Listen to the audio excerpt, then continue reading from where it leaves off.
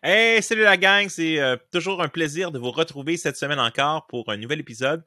Cette semaine, on parle d'un sujet d'actualité, le concept de la laïcité et des choses qu'on a vues là, récemment dans les dernières semaines où le nouveau ministre de l'Éducation, M. Drainville, qui n'en est pas à ses premières armes ou ses premiers combats sur le contexte de la laïcité, on va regarder ça un peu ensemble, est arrivé en disant que l'école ou les écoles n'étaient pas un lieu de prière, qu'on ne devait pas prier dans les écoles et qu'il était maintenant interdit aux écoles de donner des locaux aux étudiants pour pouvoir prier, pour pouvoir pratiquer dans le fond leur pratique religieuse, parce que l'école est un lieu laïque et de neutralité. OK, on va décortiquer ça ensemble. Mes amis que Bernard Drainville comprend pas grand-chose à qu'est-ce que c'est la véritable laïcité, comme c'est en France notamment, et que ça a été pendant longtemps. Pour vous donner un peu de contexte, là, un peu avant, je remonte au début des années 2000. Je travaillais à l'époque comme animateur de religion protestante dans les écoles primaires. Essentiellement, je travaillais pour Direction chrétienne qui, elle, nous envoyait dans le système scolaire. Mais donc, je pouvais enseigner dans les classes d'enseignement moral protestant, religion protestante. Donc, j'allais régulièrement dans les classes faire de l'animation pastorale, faire des Pooh Prophets. De Pooh Prophets, c'est des spectacles de marionnettes, genre et de toutous, qui expliquaient les histoires de la Bible. Je présentais l'Évangile, j'amenais ma guitare, on chantait avec les enfants et tout ça.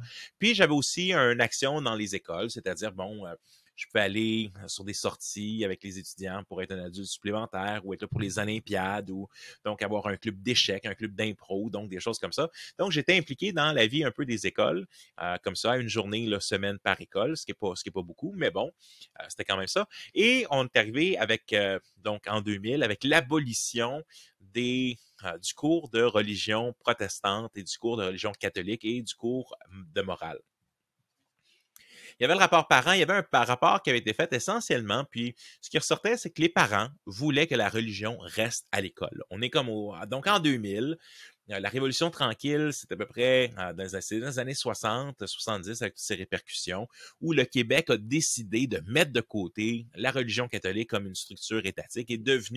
La religion est devenue, il y a une séparation entre l'État et la religion qui a été faite, et on est devenu laïque dans le sens où notre État n'est pas lié à promouvoir la religion catholique à ce moment-ci. Et le processus qui s'en est suivi dans les décennies qui ont suivi, ça a été la décatholisation de notre système de loi et de notre système en général. Par exemple, on a renommé les commissions scolaires, souvent, mettons la CECM, la Commission des écoles catholiques de Montréal, est devenue la CSDM, Commission scolaire des écoles de Montréal. Donc, on a enlevé les notions confessionnelles, particulièrement du côté francophone, pour commencer. On a changé les noms des caisses populaires aussi, qui étaient tous des noms des saints. Comme on voit, de toute façon, au Québec, peu importe où ce que tu vas, tu sais, Saint-Bruno, Saint-Basile, Saint-Hyacinthe, machin, c'est tout, on a tout basé, l'ascension de notre Seigneur Jésus-Christ, l'ascension de Marie. On en a des noms qui sont tous reliés à la religion catholique. Mais donc, on a renommé les écoles, on a renommé les caisses populaires, entre autres, donc dans ce désir de laïcité ou dans le fond, de déconfessionnalisation. Et à l'école, on a dit, bon, on va enlever, à quelque part, la religion n'a pas à faire à l'école. Ça devrait être la tâche de l'Église d'enseigner la religion pour ceux qui veulent bien continuer. Moi, je me rappelle en 6e année, je n'étais pas catholique, mais donc j'avais été à l'Église catholique quand même, parce que bon, je suivais la classe pour les enfants qui voulaient faire leur confirmation, par exemple. Et donc, il y avait du temps pendant la classe pour suivre l'instruction religieuse, pour aller se confesser au prêtre. Notamment, on n'a pas fait ça souvent, mais quand même. Donc, à la petite école, mais j'ai appris, Jésus, le miracle des pains, puis ça faisait partie de ce qui était enseigné. Donc, et là, on a enlevé cette notion-là. Par contre, les parents, les parents ne voulaient pas, dans la conception québécoise, retirer la religion de l'école à ce moment-là. Fait que ce qui est arrivé, c'est qu'avec les pressions et tout ça, il y a le nouveau cours d'éthique et culture religieuse qui est rentré dans le portrait. Et finalement, plaît à personne. Ça fait des années qu'il plaît à personne parce que certains vont y voir. Je ne suis pas entièrement sûr que c'est juste. Pour l'avoir enseigné, j'ai enseigné éthique et culture au secondaire. J'ai aussi fait de la révision scientifique pour un manuel d'éthique et culture par le passé. Donc, je vous dirais, c'est pas complètement renversement, parce que l'idée que les gens arrivent à dire, ben ça c'est un objet de propagande canadien pour qu'on accepte toutes les cultures différentes puis qu'on oublie la culture québécoise, je pense pas que c'est vraiment le but du cours, au contraire. Mais par contre, le but du cours est d'exposer à la diversité religieuse, puis d'amener un respect, puis un dialogue. Mais c'est amener de la éthique et culture religieuse. Donc, il y a un peu les questions de moralité, puis de bon, comment on devrait agir, mais c'est surtout culture religieuse, et notez pas, c'est pas éthique et religion, c'est éthique et culture religieuse. Pourquoi? Parce qu'on traite toutes les religions comme une culture. De la même façon, je veux dire, je vais pas te juger parce que tu portes un kilt, parce que ben, c'est ta culture. Donc, si tu fais quelque chose culturellement, si tu te promènes avec un turban sur la tête, c'est ta culture. Je vais beau pas être d'accord, mais je vais te respecter parce que je vais respecter ta culture. Par contre, dans la réalité, il y a des gens non pratiquants de toutes les religions. Il y a des catholiques non pratiquants, il y a des évangéliques non pratiquants, il y a des musulmans non pratiquants, il y a des bouddhistes non pratiquants, il y a des hindouistes non pratiquants. Il y a tous des non pratiquants quand même dans toutes les religions. Ou des pratiquants culturels. Je veux dire, il y a beaucoup de gens, beaucoup de catholiques qui portent un chapelet ou qui portent une croix puis qui sont pas croyants plus que ça. De la même manière, il y a peut-être des femmes qui portent le voile musulmane, mais qui sont musulmanes semi-pratiquantes. Donc, ça nous dérange pas au Québec, les semi-pratiquants ou ceux qui pratiquent pas. Parce qu'en bout de ligne, c'est juste culturel.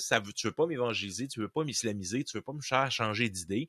Donc, ce qui nous dérange, c'est ceux qui croient vraiment. Puis là, ça nous dérange. Mais là, t'as une minute, les femmes qui portent un voile, c'est quoi le symbole qui est derrière? Ils le font pour être soumises, bon, à Allah, de un. Il y a un respect envers leur mari, envers les autres hommes aussi, dans leur conception. Puis là, le mouvement féministe est très enragé de ça, dans un sens. Mais là, non, les femmes, ils sont enfermées là-dedans, puis ils font contre leur gré.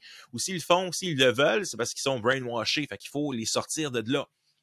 Et là, on se rend compte que plus qu'on va avec les valeurs, plus qu'on enlève les valeurs judéo-chrétiennes de la société, puis on les remplace par des valeurs essentiellement individuelles, que tu as toutes les libertés possibles, ou presque. Puis ce qui est mal, c'est de dire à l'autre, c'est mal ce que tu fais. Sauf que, fait que là, on arrive dans un monde où plus rien n'est mal, au point de vue de la sexualité, tant que c'est fait au point de vue entre des gens consentants. Et là, il y a même d'autres questions. Mais c'est quoi un enfant?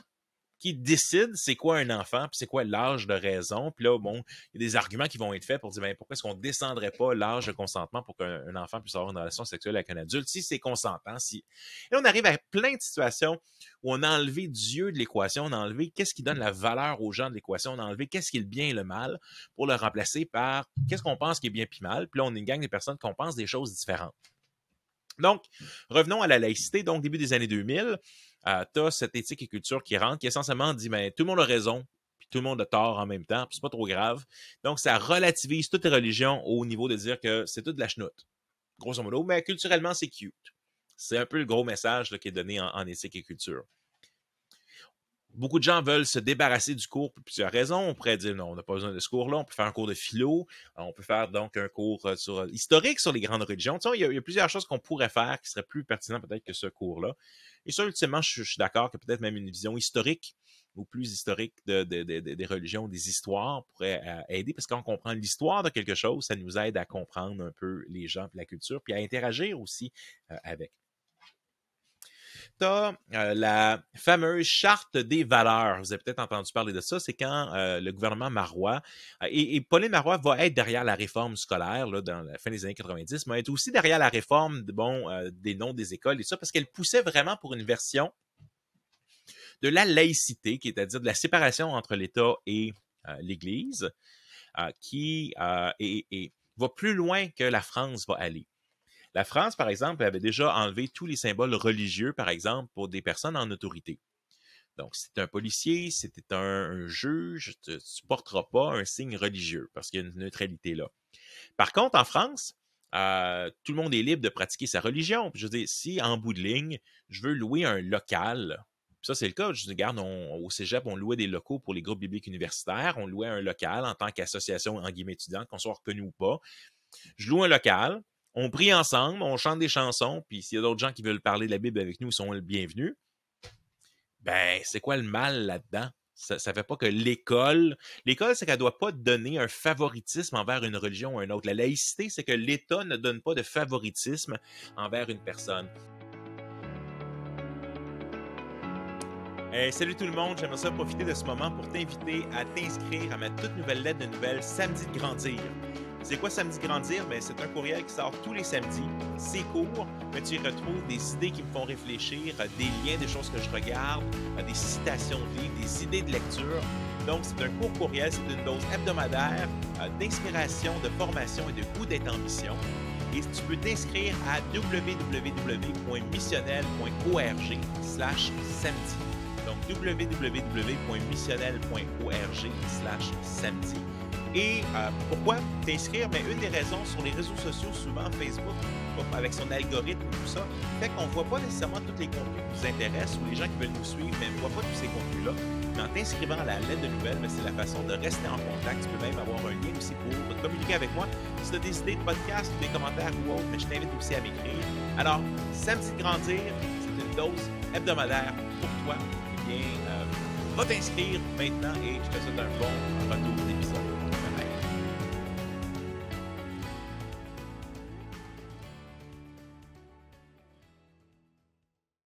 Fait que c'est sûr que si, par exemple, on a un droit acquis, par exemple, les protestants, les catholiques, par exemple, on a le droit d'avoir l'équivalent d'un, par exemple, un personage, voyons le bâtiment, j'ai oublié le mot en français, désolé.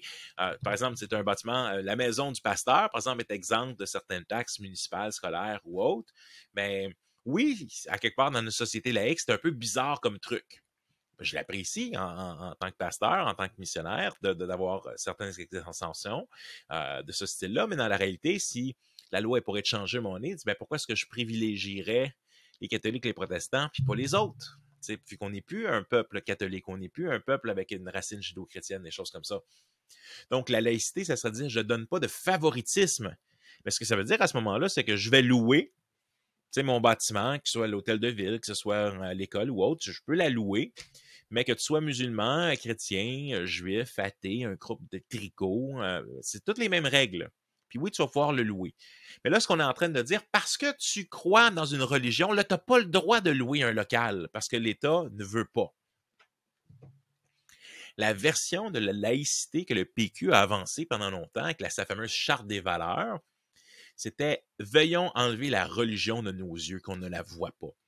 Et je me rappelle il y avait une entrevue avec le ministre, puis une femme qui a appelé, puis là, les gens disent « Mais qu'est-ce que ça veut dire sur le concret, les gens en autorité, puis les enseignants? » Puis là, il y avait une femme, une musulmane, qui appelait, qui dit « Moi, je suis musulmane. » Elle appelait à la radio, puis elle dit « Mais demain matin, si je dois enlever mon voile, là, je ne vais pas aller travailler. » Parce que pour eux, c'est pas juste un symbole culturel, c'est quelque chose qui leur est demandé par Dieu. En tant que protestant, on ne porte pas souvent des croix, des choses comme ça, mais si Dieu nous avait demandé là, de porter notre croix tout le temps, là, puis qu'on me demande de l'enlever, je ne vais pas l'enlever. Pourquoi? Parce que c'est quelque chose d'important que Dieu demande. Donc, dans des mêmes choses avec le kirpan, par exemple, qui est un genre de petit couteau que les personnes sikhes vont porter. Donc, c'est un geste religieux, mais il y a une importance derrière. Puis je ne peux pas dire non, ça serait renier Dieu d'une certaine manière que d'enlever mon voile, ou ce serait renier Dieu. Donc, on conçoit que la personne ne reniera pas son Dieu. Sauf que là, avec la loi qui était sortie à l'époque, avec la Charte des valeurs, les gens commençaient à capoter bien raide. Puis là, justement, veuillons enlever cette religion qu'on ne veut pas voir. Et essentiellement, c'est qu'on veut reléguer complètement la religion à la sphère privée, puis qu'on ne devrait pas en parler sur la place publique. C'est ça, l'enjeu de la Charte des valeurs. Et à mon avis, à mon regard, Bernard Drinville, qui est le ministre de l'Éducation maintenant, est probablement la raison pour la chute du Parti québécois. Donc, ils ont fait. Pauline Marois avait un gouvernement minoritaire, si je ne me trompe pas. Puis, elle a vu une occasion, peut-être qu'avec la Charte des valeurs, les Québécois vont se rallier à moi et on va aller chercher un gouvernement majoritaire. Et le PQ a pogné une débarque solide. Les Québécois n'ont rien voulu savoir de sa Charte des valeurs parce qu'on est un peuple qui est ouvert. On est un peuple qui est, des fois, on ne comprend pas toutes les différences, mais on est quand même un peuple qui est accueillant. Puis on est habitué, particulièrement en région montréalaise, de côtoyer des gens de toutes les nations. Puis maintenant, ça s'en vient un peu, je me promène partout au Québec, puis vraiment, on voit que le Québec devient de plus en plus multiculturel, un peu dans tous ses coins. Et donc, c'est une richesse qu'on a à connaître d'autres personnes, d'autres cultures. Et donc, les Québécois sont ouverts. Puis, on est ouvert à ce que les gens pratiquent la religion de leur choix. On ne veut peut-être pas qu'ils nous l'imposent, Mais le fait de louer un local, puis là, on a le contexte avec les musulmans qui doivent prier publiquement en quelque part, ou du moins plusieurs fois par jour, avec leur tapis de prière et tout ça. Et là, on leur dit, mais là, ils le faisaient dans le corridor. C'était une des raisons que, bon, ça s'est retrouvé avec le ministre. Ils le faisaient dans le corridor parce qu'ils n'avaient pas de locaux. Mais on ne vous demande pas d'avoir nécessairement un local qui est dédié en tout temps à ça, mais en même temps, on a des locaux d'associations étudiantes dans les cégeps, les universités. Et même, je rappelle que j'avais un local, ça c'était un de mes highlights de mon secondaire, je pense que c'est secondaire 4. Peut-être avant, j'avais un local pour le journal étudiant, puis il finissait à être à moi, tu sais, parce que dans le fond, j'étais le seul qui profitait de ça. J'avais mangé mes dîners là, j'avais mon local à l'école. Fait que c'est possible d'avoir des locaux pour des associations étudiantes, puis on pourrait avoir une association étudiante des étudiants musulmans, ça me dérange pas pantoute.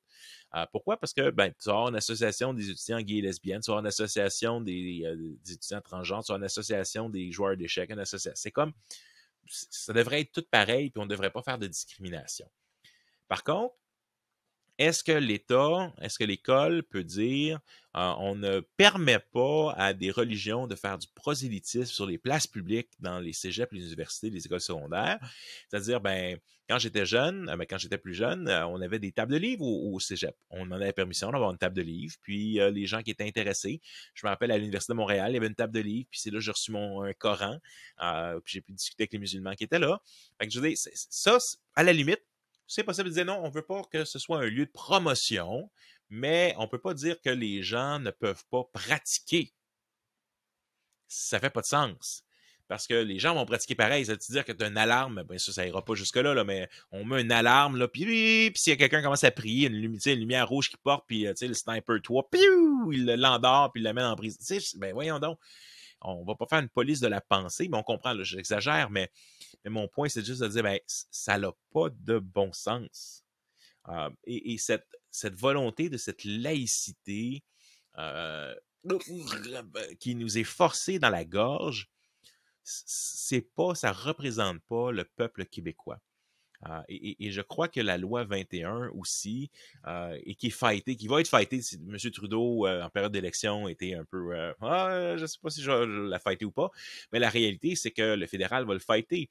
Cette idée ça met une discrimination, je crois que oui, sur les minorités religieuses au Québec, alors que beaucoup de notre société nous dit on ne devrait pas faire de la discrimination. C'est ce qu'on fait parce qu'on ne comprend pas qu'en disant que la laïcité, on a l'impression que la laïcité, c'est neutre, ça. Si je ne crois pas en Dieu, là, moi, c'est ma position, elle est neutre et objective. Mais non, l'athéisme, dans ses diverses déclinaisons, est une perspective particulière du bien. C'est une philosophie. L'athéisme est une philosophie morale religieuse. C'est-à-dire, c'est une philosophie qui répond aux grandes questions de la vie, mais sans recourir à un Dieu pour expliquer le monde, la moralité, l'éthique, la finalité, les choses comme ça. Fait en bout de ligne, on impose l'athéisme sur tout le monde. Parce que l'athée ne veut pas voir de prière. Puis même là, je pense que c'est juste un petit segment de la population. Parce que l'athée, il n'est pas capable de stander une prière ou de savoir que quelqu'un va prier sur le lieu où il marche. Non, l'athéisme est une perspective particulière du bien. Puis là, en ce moment, ce qu'on est en train de dire, c'est que l'athée est vainqueur, puis ça, c'est la bonne gang, puis les autres gangs, mais vous n'avez pas les mêmes droits. Tu pourrais avoir une association étudiante athée. Les gens pour la science ou qui pensent que croire en Dieu, c'est une mauvaise chose pour la société.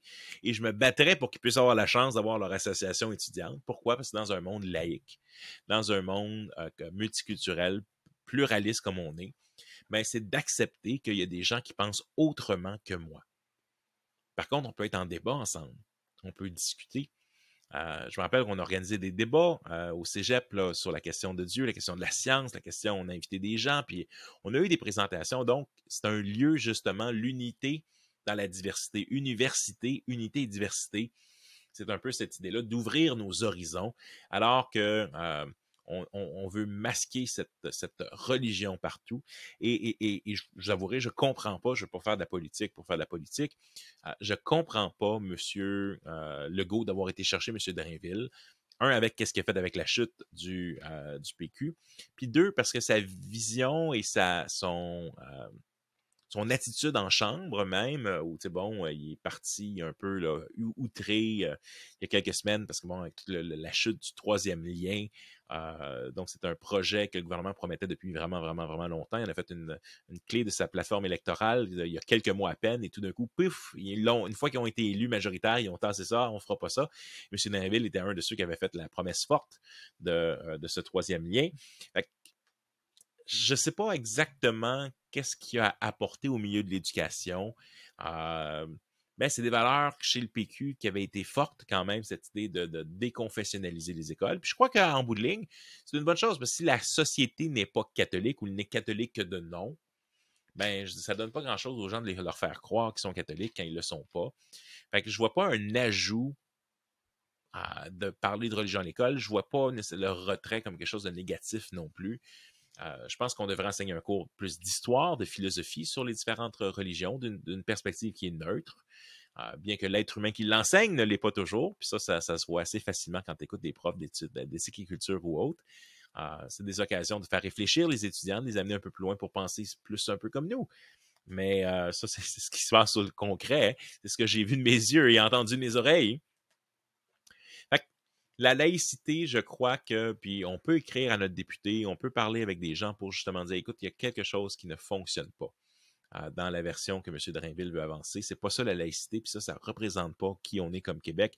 Je vous encourage à écrire peut-être une petite lettre à votre député pour dire ça. Écoutez, je crois qu'au contraire, on devrait offrir des locaux à tous ceux qui le désirent pour pouvoir se rencontrer avec des centres d'intérêt. Puis si leur centre d'intérêt, mais c'est une religion, mais à l'intérieur des limites qui sont proposés dans l'école, mais qui puissent le faire.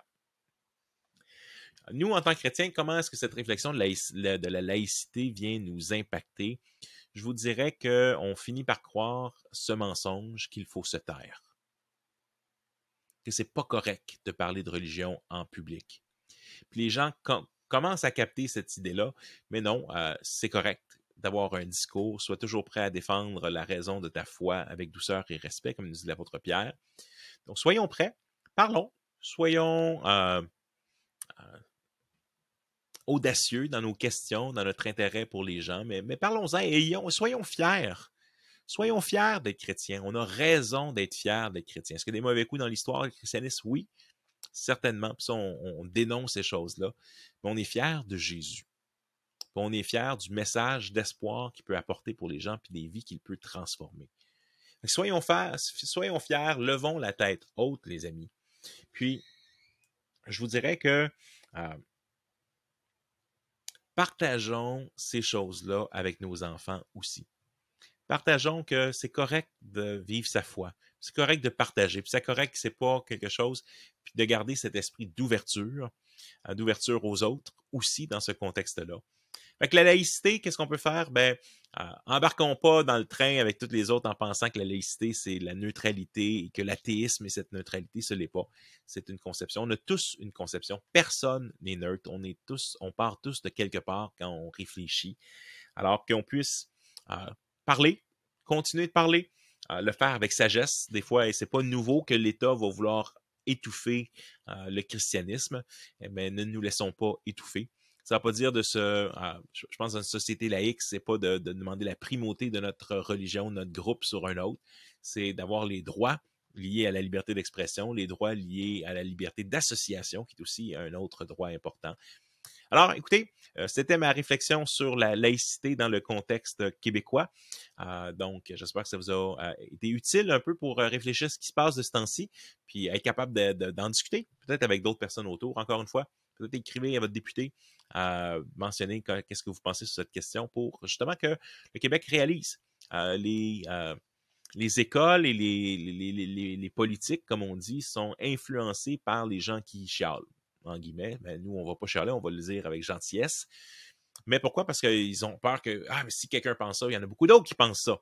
Et là, des fois, je l'ai vu dans des conseils de camp ou des conseils d'église, il y a une personne qui s'est plaint de quelque chose. Puis là, on change tout à cause de une personne qui s'est plainte. Mais notre société fonctionne malheureusement comme ça. C'est que souvent, qu'il y en a un ou deux qui se plaignent, on a l'impression qu'on doit absolument tout changer. Fait que ça vaut la peine de prendre le temps de mentionner aux députés qu'est-ce que l'on pense là-dessus. Alors que le Seigneur vous bénisse, les amis, et on se retrouve la semaine prochaine pour un autre épisode de La foi, bien de ce que l'on entend. J'espère que tu as trouvé cette vidéo utile. Je t'invite à mettre un like, à t'abonner pour ne pas manquer aucun de nos prochaines vidéos. Aussi, si tu veux, viens visiter notre site web missionnel.org ou encore notre podcast La foi, bien de ce que l'on entend. Puis si jamais il y a un sujet qui n'est pas là et que tu aimerais, écoute, suggère-le. Ça va nous faire plaisir de travailler là-dessus puis de voir comment on peut continuer à servir les églises et le corps de Christ. Que le Seigneur te garde.